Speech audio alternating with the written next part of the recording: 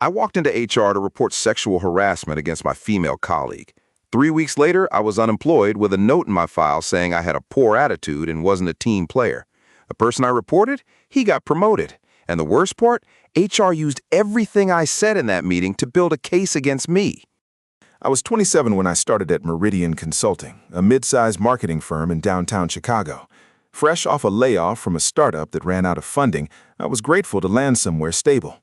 The salary wasn't amazing, but the benefits were solid, and the office had that polished corporate feel that made me think I'd finally found somewhere to build a career. For the first 8 months, everything was fine, good even. I worked on the creative team under a director named Patricia, who was tough but fair. My immediate supervisor was a guy named Holloway. Derek was one of those people who seemed charming on the surface. He knew how to work a room, always had a joke ready, and the executives loved him. He'd been there for 6 years and was essentially untouchable. There was a woman on our team named Maya Chen. She was brilliant at her job, probably the most talented copywriter in the department. Maya and I became friends quickly. We'd grab lunch together, complain about deadlines, the usual work-friendship stuff. About 4 months in, I started noticing things, little things at first. Derek would stand too close to Maya when reviewing her work. He'd touch her shoulder, her lower back. Once, I watched him lean over her desk and literally smell her hair. She flinched, but she didn't say anything. After that meeting, I asked Maya if she was okay. She looked exhausted. She told me Derek had been doing this since she started 2 years ago. It had escalated slowly. Comments about her appearance, asking if she had a boyfriend, texting her after hours about non-work things. She said she'd learned to just deal with it because complaining would only make things worse. I asked if she'd ever reported it to HR. She laughed, not a happy laugh.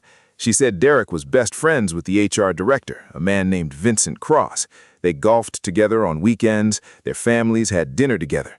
She said 3 other women had complained about Derek over the years, and all 3 had either been let go or pushed out within months of their complaints. I should have listened to her, I really should have. But I couldn't just watch it happen. Call it naivety, call it stupidity, but I genuinely believed that if someone with documentation went to HR, they'd have to act. I wasn't even the victim, I was just a witness. I thought that made me safer. I started keeping notes, dates, times, descriptions of what I saw. I saved screenshots of team chat messages where Derek made inappropriate comments about Maya's outfits. I documented a staff meeting where he made a joke about her being single and needing to lower her standards. I had 6 weeks of evidence. Maya begged me not to say anything. She said it would only hurt her. She'd already accepted that this was her reality until she could find another job. But I couldn't accept it. I kept thinking about my younger sister, about how I'd want someone to speak up if this was happening to her. So I scheduled a meeting with Vincent Cross in HR. The meeting was on a Tuesday afternoon. Vincent's office was on the executive floor, which should have been my first red flag. HR directors don't usually sit with the C-suite. But I walked in with my folder of documentation, confident that the evidence would speak for itself. Vincent was friendly, too friendly, looking back. He offered me coffee, asked about my projects, made small talk about the weather. Then he asked what I wanted to discuss. I told him everything.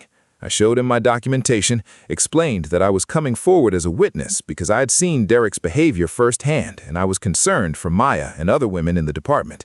I explicitly said I wasn't asking for anything for myself. I just wanted the behavior to stop. Vincent nodded along, taking notes. He thanked me for my courage. He said the company took these matters seriously and that he'd personally look into it. He asked me to leave my documentation with him so he could review it thoroughly. Like an idiot, I gave him my only copies. That was my second mistake. The first was walking into that office at all. For 2 weeks, nothing happened. I figured these investigations take time, but I noticed something strange. Derek started being extra nice to me, complimenting my work, including me in meetings I wasn't usually part of, acting like we were buddies. It felt wrong, but I couldn't prove anything. Then came the feedback meeting. Patricia called me into her office and said we needed to discuss some concerns about my performance. I was confused because my last review was positive. She pulled out a document and started reading concerns that had been brought to her attention. Apparently, I had a negative attitude that affected team morale. I was dismissive to colleagues. I took too many breaks. I wasn't collaborative. I had been seen talking about other employees in a derogatory manner. I asked who had reported these things. She said it was anonymous feedback collected by HR as part of an ongoing workplace culture assessment. I knew immediately. Vincent had taken everything I told him and weaponized it. He'd warned Derek, and now they were building a case against me. I tried to defend myself, but Patricia just kept reading from the document. She said this was a verbal warning and that if my attitude didn't improve, there would be consequences. 2 days later, Maya stopped speaking to me. She wouldn't even look at me in meetings. I finally cornered her in the break room and asked what was going on. She was almost in tears. She told me Vincent had called her into his office and told her that I had made a formal complaint accusing her of inappropriate behavior toward Derek. He said I claimed she was trying to sleep her way into a promotion. I felt like I'd been punched in the stomach.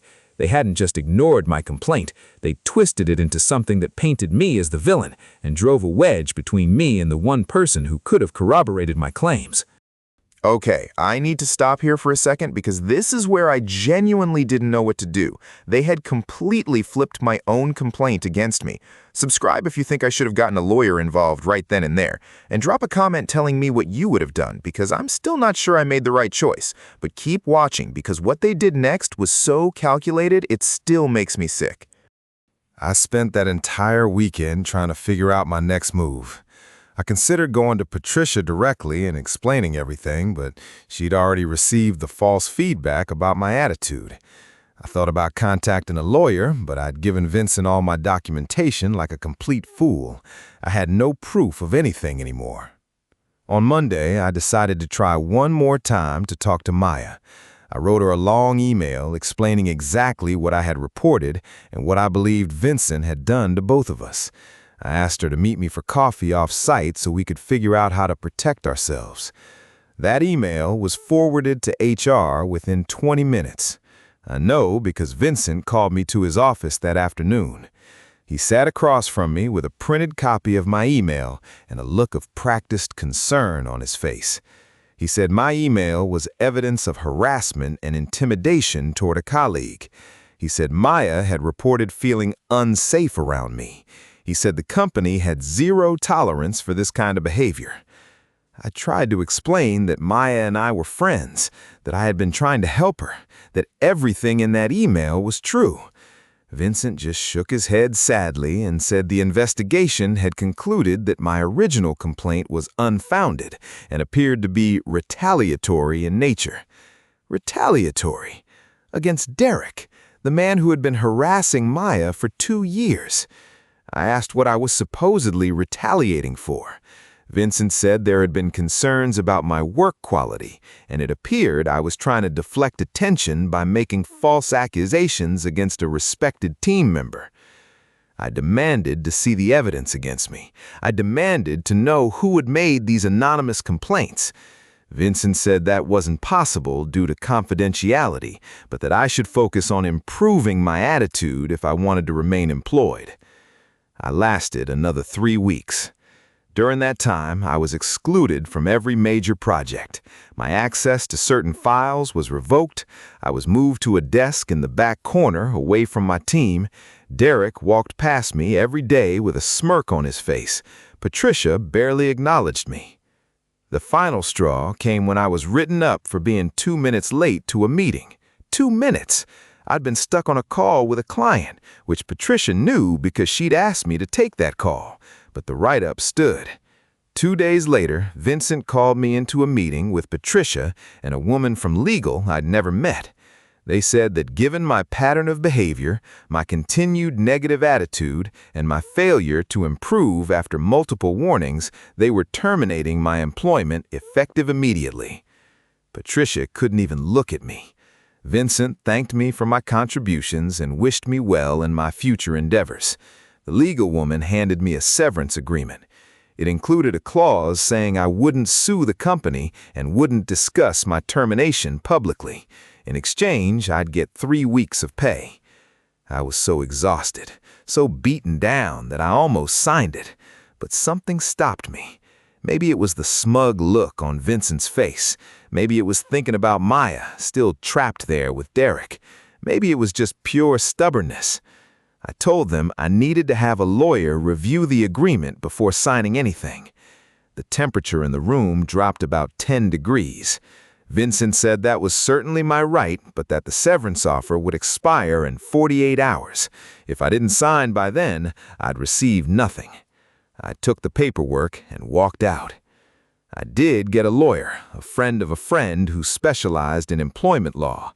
She reviewed my case and told me honestly that without documentation, it would be hard to prove retaliation. My word against a company with an HR department that had clearly coordinated this story. But she also told me something that changed everything. She said that 3 months earlier, another former Meridian employee had filed an EEOC complaint against the company, a woman named Sandra Reyes. The complaint alleged sexual harassment by Holloway and a cover-up by Vincent Cross. I wasn't alone. I was just the latest victim of a system designed to protect predators. My lawyer helped me file my own EEOC complaint. She also helped me connect with Sandra and 2 other women who had similar stories. Together, we built a case that no amount of corporate lawyers could easily dismiss. The investigation took 8 months. During that time, I worked temp jobs and burned through my savings.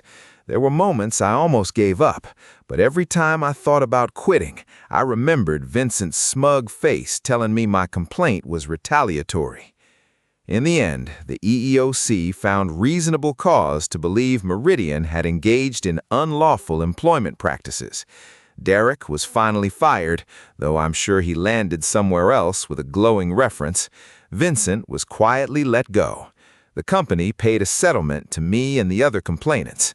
It wasn't life-changing money, but it was acknowledgement that what they did was wrong. Maya reached out to me 6 months after I was fired. She apologized.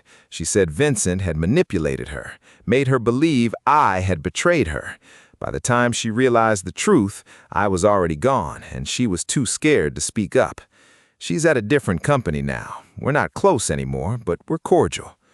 I work at a smaller firm these days. The pay is actually better, and my boss is a decent human being. But I still think about Meridian sometimes. I think about how I walked into that HR office believing the system would protect people who did the right thing. HR is not your friend. They never were.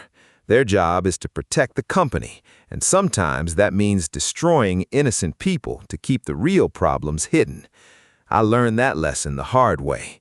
If you ever find yourself in a similar situation, document everything and keep copies somewhere they can't access. Talk to a lawyer before you talk to HR, and never, ever assume that doing the right thing will protect you, because in corporate America, the truth is just another liability to be managed. Thank you so much for listening to my story. If this resonated with you, or if you've ever had HR turn against you when you tried to do the right thing, please hit that subscribe button and leave a like. It really helps more people find these stories. And if you have your own workplace nightmare you want to share, drop it in the comments or send it to us directly. Your story could be featured in the next video. Stay safe out there, and remember, always protect yourself first.